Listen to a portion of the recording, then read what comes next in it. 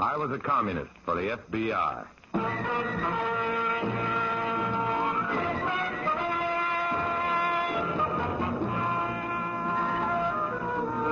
Starring Dana Andrews in an exciting tale of danger and espionage.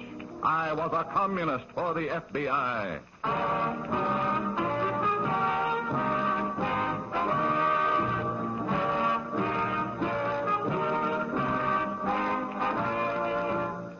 Many of the incidents in the story you're about to hear are based on the actual records and authentic experiences of Matt Cvetic, who for 9 fantastic years lived as a communist for the FBI. Here is our star, Dana Andrews, as Matt Cvetic. I spent 9 long years living a lie called communism, and it was a frightening experience. Many a time I wanted to rush up to you on the street, mister, and grab hold of your coat and shake you and yell, "Can't you see what's going on? Don't you realize what they're trying to do to our country and to you and your wife and kids?" I didn't do it because I knew that at that time you wouldn't believe me. The lie had been told too well. You better believe me now, though, mister, or you may wake up some morning living or dying that same lie. The lie called communism. In a moment, listen to Dana Andrews as Matt Cvetic, Undercover Man.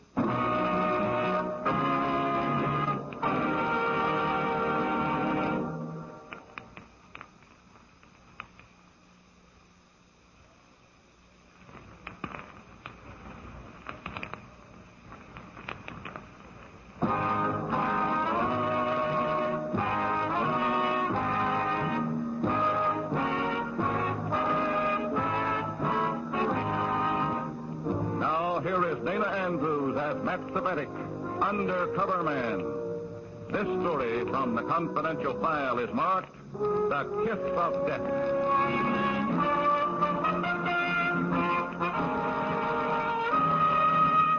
Constant tension is the lowest price you pay for being a communist, even a communist for the FBI. Wherever you go, whatever you do, you feel that you're being watched, spied upon, and that the Central Committee is getting a constant stream of reports on what you do, who you see, even what you eat. It's party discipline, self-enforced by fear. I have a date with an FBI agent, and as I walk to the meeting place, I'm haunted by the sense of being followed. For no tangible reason, my heart beats faster, my blood pressure pounds in my temples. I duck in and out of arcades, checking my back trail. I see no one that I recognize. Still, I'm out of breath when I round the last corner and find my FBI contact waiting for me in the car. After a last look over my shoulder, I get in the car beside him, and we take off. Think someone was following you, Matt? I always think someone's following me. Nothing new then, huh? Nothing spectacular, anyway. We had another cell meeting since my last report. Getting more frequent, aren't they? Yeah, but nothing's happening. Nothing of any great importance, at any rate. At this last meeting, we took in 3 new members and were notified of another special assessment. Well, there have been a lot of assessments lately, haven't there? Yeah, and they've all been ordered by the State Central Committee instead of by national headquarters. State, huh? Any indication of what they're for? Oh, not yet. Well, if they're building up a war chest, they may be going to back some candidate against Senator Stewart. Oh, he's too strong. They wouldn't waste the money. The fact is, they seem to have given up on Senator Stewart. What? Well, the word's come down to lay off the character assassination.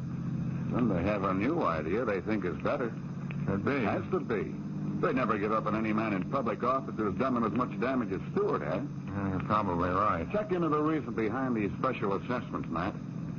Maybe there is something spectacular cooking.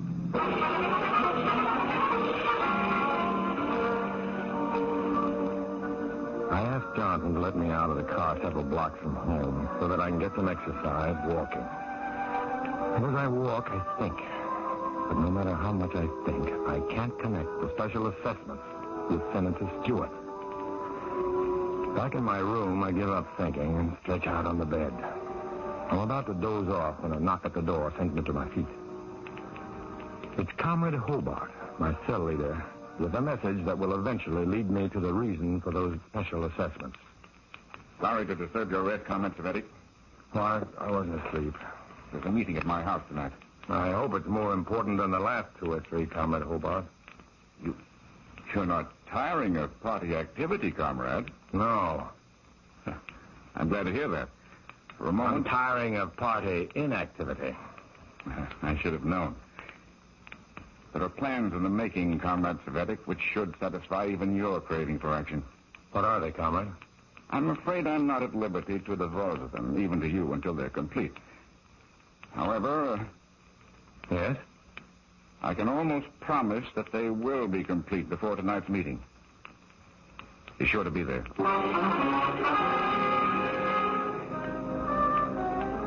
I'm at the meeting, all right. Long before anyone else arrives, except Comrade Hobart, and it's his house. I don't learn anything about plans, though. It's strictly a routine meeting, as far as I can see. A couple of comrades report on their activities in various front organizations, but I hear nothing that sounds like new activity. And I don't until the meeting is adjourned and the members are leaving. I'd like to have you wait until after the others have left, Comrade Savetic. Okay. It'll be a couple of minutes before they're gone. Why don't you wait for me in the kitchen? Anything you say.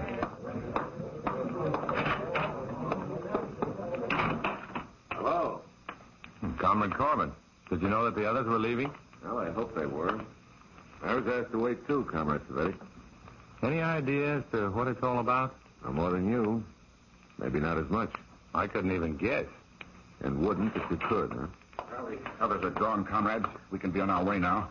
On our way? Where are we going, Comrade Hobart? We're driving to the state capitol for a conference of the state central committee. Right now? Immediately, Comrade Savetic. I received a phone call just before you arrived this evening, advising me that the plans I mentioned to you are complete. So can you tell us what they are, Comrade? Sorry, Comrade Corbin, I don't know the details. I know only that they involve Senator Stewart, and that once they're set in motion, no one, not even Comrade Savetic, will have cause to complain about lack of activity. All I can think of, as we get into Comrade Hobart's car and drive to the state capitol, is that Johnson, my FBI contact of that afternoon, was right. I want to call him and congratulate him, but there's no chance. Not even when we get to the capitol. Nordstrom, the chairman of the state central committee, has waited up for us. He gives us the word and sends us back home that night. I still can't see why Nordstrom wouldn't let us stay overnight. There's less chance of our being spotted by the FBI at this time, Comrade Corbin. But if the plan is... Comrade Savetic is right, comrade. The essence of the committee's plan is timing. A premature exposure would ruin everything. Do you like the idea, Comrade Savetic? I think it can be very effective, Comrade Hobart. Very effective. However, as you just said, a premature exposure would defeat us completely. Completely, comrade. That is why the committee took the precaution of having us drive to the Capitol at night and gave the details of the plan only to us 3. No one else will know? No one. But we're to use other party members. We will tell them what to do, not why they do it. Well, in that case, if details of the plan should leak out, one of us must be guilty. Obviously, Comrade Savetic. Well, why the sigh, comrade? Relief, I guess, Comrade, knowing that we needn't worry about betrayal. It would be extremely unpleasant for anyone who betrayed this plan, comrade. It is the perfect formula for giving Senator Stewart the kiss of death. If the Central Committee's plan works, it is the perfect scheme for eliminating Senator Stewart from public life. In fact, if it is not exposed prematurely, it can be used against any political enemy of the Communist Party. And only 3 of us, Comrade Hobart, Comrade Corbin, and I, know the details. As soon as we get back to our city, I call the FBI and report. But Johnson can give me no help at the moment. Oh, this is big, Matt. I know that. Too big for any snap judgments. You'll have to play it by ear until we have a chance to try and formulate a counter scheme that can be used without exposing you. Any suggestions? None except to redouble your usual caution. I'll get back to you as soon as possible.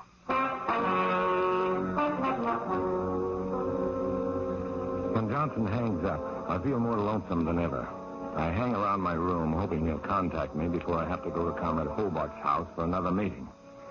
But he doesn't, and the tension begins to build again. Only 3 of us know the plan. Not many to share the suspicion if the plan is upset. I wonder if anyone saw me go into that phone booth or come out, or overheard me talking to the FBI. By the time I get to the meeting that night, I'm jumping at shadows, and the meeting is in progress. And now, comrades, we come to the real purpose of this meeting. Consideration of Senator John Stewart.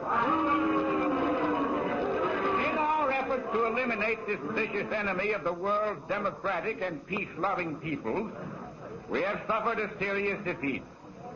Spurred by pandering editors of the captive capitalistic press, the stupid bourgeoisie have closed their eyes and ears to any criticism of Senator Stewart. Now he is running for renomination, basing his campaign almost entirely on his reactionary opposition to communism. At the moment, it appears to be impossible to defeat Senator Stewart in the usual way.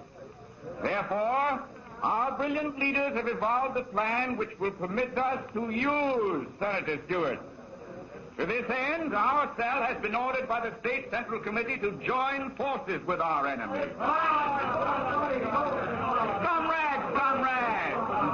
Comrade Savedi. Yes, comrades. Please join me here. I want you to tell the comrades what is expected of them. Right. If you'll quiet down, I'll give you your orders. In the first place, we're not joining forces with Senator Stewart for the purpose of putting him in office. But Senator Stewart belongs to one of the major political parties. I don't see how we can possibly hope to capture an organization of that size. It isn't necessary for you to see, comrades. In fact, my advice is don't try. Better brains than yours or mine have worked out the details of this plan. And if each of us follows his orders unquestioningly, we cannot fail. I accept the rebuke, Comrade Savedi. What are our orders? Well, that's better. The first thing each of you will do is to register as members of the Senator's political party. If you're registered in another party, change your registration tomorrow.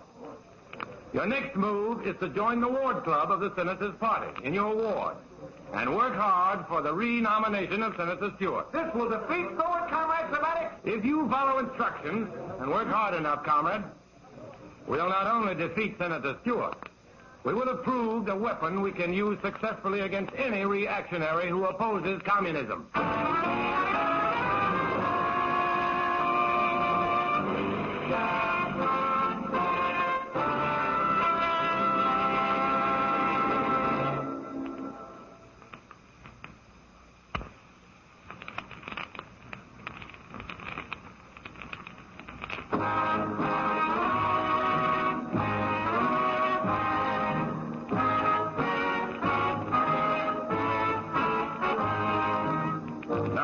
To Dana Andrews, starring as Matt Savedi in I Was a Communist for the FBI, and the second act of our story.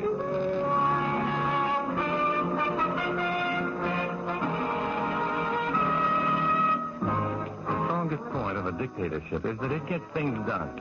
Of course, rights are obliterated, property is confiscated, citizens are imprisoned and executed without trial, but things get done. The dictatorship exerted over members of the Communist Party, even here in America, is no exception to that rule. 2 days after they received their orders, every member of our cell had registered as a voter in Senator Stewart's party. And meeting with Comrade Corbin and myself, Cell Leader Hobart reports that the State Central Committee is pleased. The committee is satisfied with the manner in which we have executed the preliminary step of the plan, comrades. I now have orders for the next step. The committee has furnished you with details, comrade? They gave us an overall plan, Comrade Savedi. The details have been left to the three of us. First, there's a matter of timing. The committee wants the exposure to be made on the day before the election. That will allow every voter to hear that Senator Stewart has been actively supported by party members. And there won't be time for them to hear his denial. That's right. No one ever pays attention to denials anyway. People are much more interested in scandal. Some newspapers discovered that a long time ago. The next point is, perhaps even more important than the matter of timing, the method of exposure. I've been wondering how we were going to handle that without tipping the whole scheme. The committee has a scheme, brilliant in its simplicity, if we can work it out. Is that your if or the committee's, Comrade Hobart? Mine, Comrade Corbin. The committee permits no ifs. What's the plan? One of us is to establish contact with some important member of the group in Senator Stewart's own party, opposed to his renomination. After gaining this person's confidence, we'll furnish him with documentary proof of Senator Stewart's communist support and permit him to make the exposure. Just how are we to establish this contact, Saladova? That, Comrade Cvetic, is a detail that the committee has left to us.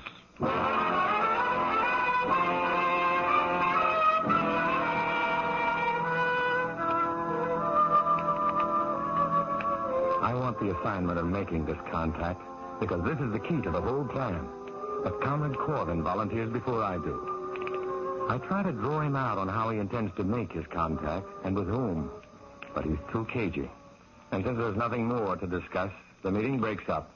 And on my way home, I phone the FBI.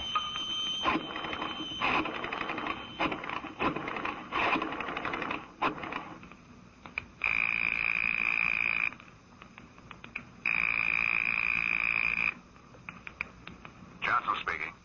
I'm calling from a phone booth, Johnson. The news is bad. Go on.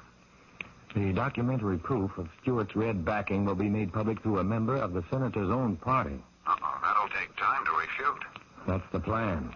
Who's a member of the senator's party who'll make the charges? I don't know. Comrade Corbin, the unfriendly witness, is going to make the contact. Oh, that helps. Shouldn't be hard to prove what he's up to. Yeah, once we know his contact. I don't have an agent available tonight, but I'll put a tail on Corbin first thing in the morning. Well, that should do it. In the meantime, if there's even the slightest change in the situation, phone.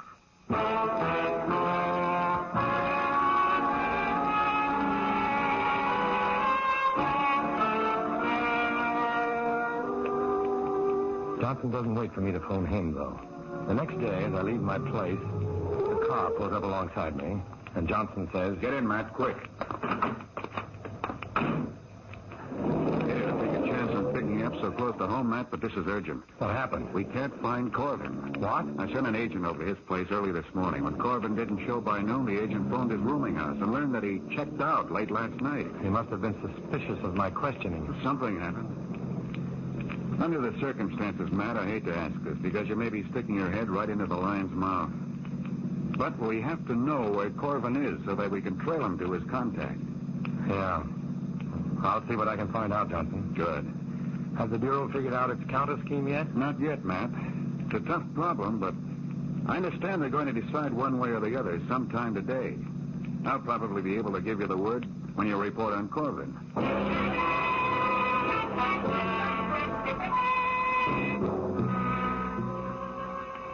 When you report on Corbin. What he meant was, if you report on Corbin. And unconsciously, I start thinking of ways to avoid seeing Comrade Hobart. But when you're a communist for the FBI, there's no turning back. So I go to Hobart's house. He doesn't act suspicious, so I lead the conversation around to Corbin.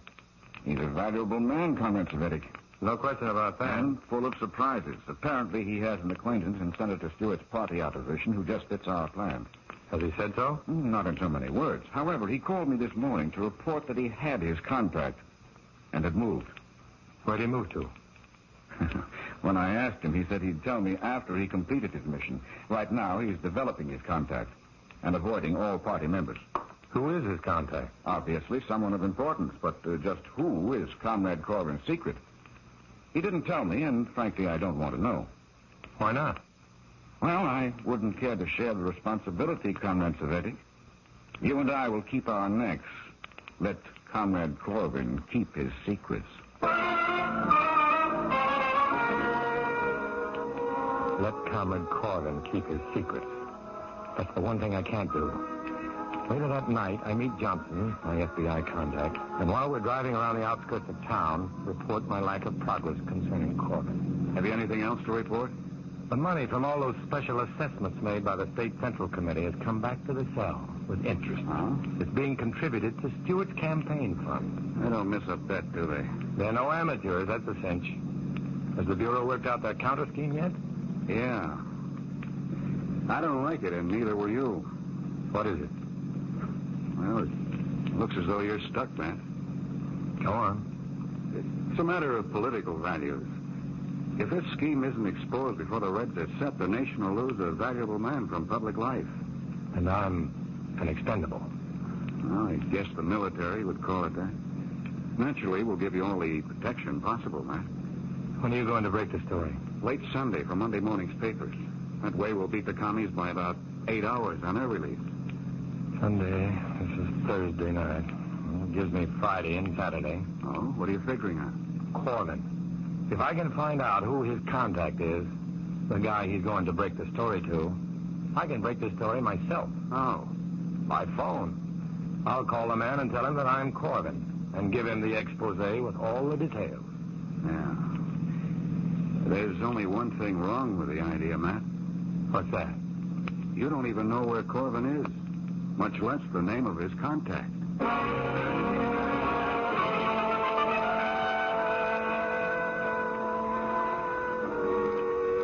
Johnson's right. I don't know where Corbin is, and I don't dare ask Hobart again. The tough part of it is, I can understand the FBI's position, particularly after talking with Comrade Hobart the next morning. Everything is complete now, Comrade Savetic.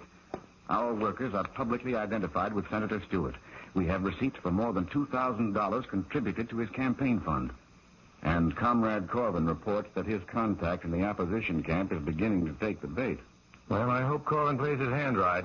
If he puts out too much bait, his fish may bite before we are ready. I had that in mind when I told you that I wanted to know nothing about Comrade Corbin's operation. If anything goes wrong, he'll take the discipline.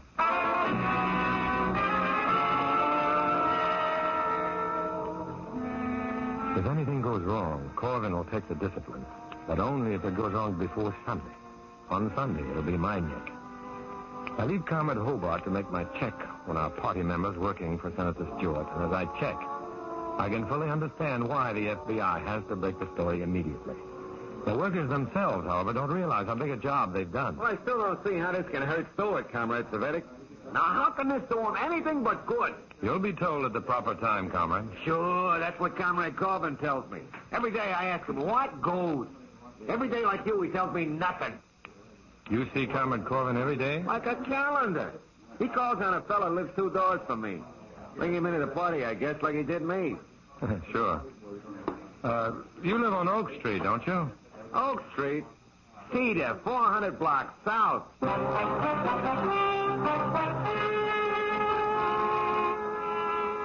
As quickly as I can, without arousing suspicion, I get away from the talkative comrade and go to the 400 block south on Cedar. For 5 hours, I wait and see nothing. Then, in the middle of the afternoon, I finally spot Comrade Corbin going into a house with another man. They're far down the block, though, and I have to get closer to see the street number. I keep my eye on the house as I walk, so I don't notice anything around me, until a heavy hand falls on my shoulder and a voice says, What's your name? What are you doing here? Now, look, officer. Whatever you have to say, you can tell to the desk sergeant. Well, what am I supposed to have done? The neighbors complained about suspicious characters loitering around the neighborhood. The other one seems to have got away, but I'm taking you down to the station. I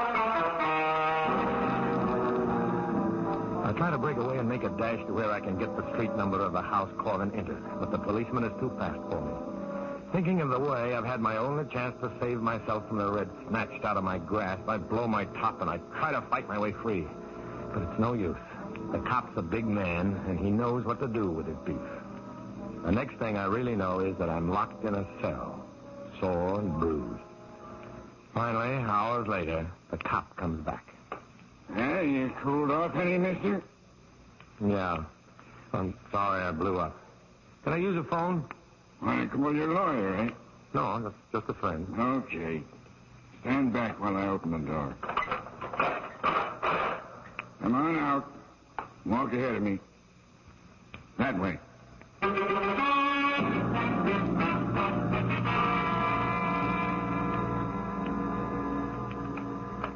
I got over here as quickly as I could, Matt. It wasn't quick enough, Johnson. I kind of got roughed up. I had it coming to me, but I'd forgotten the house I was looking for. I haven't, Matt. Huh? After our talk last night, I was afraid you might take some pretty desperate chances, so I tailed you today. Oh, that cop said there was someone else hanging around who got away. Me. I saw him coming. Anyway, Matt, I got the address and the name of Corbin's contact. I had a talk with the bureau chief, Matt, and He wants you to make the call and prematurely spill the story of the Reds and Senator Stewart. That's great, Johnson, except for one little detail. Oh, what's that? First, you'll have to get me out of jail.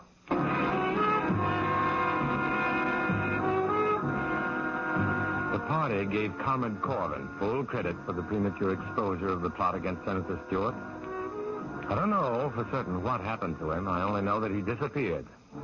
And that if I hadn't been lucky, it would have been Matt Cvetic who disappeared. A communist for the FBI is a man on a tightrope.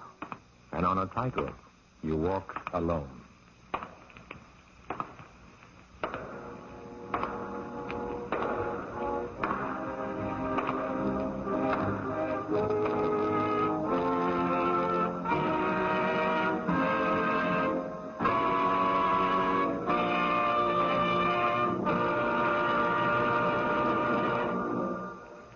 Dana Andrews will return in just a moment.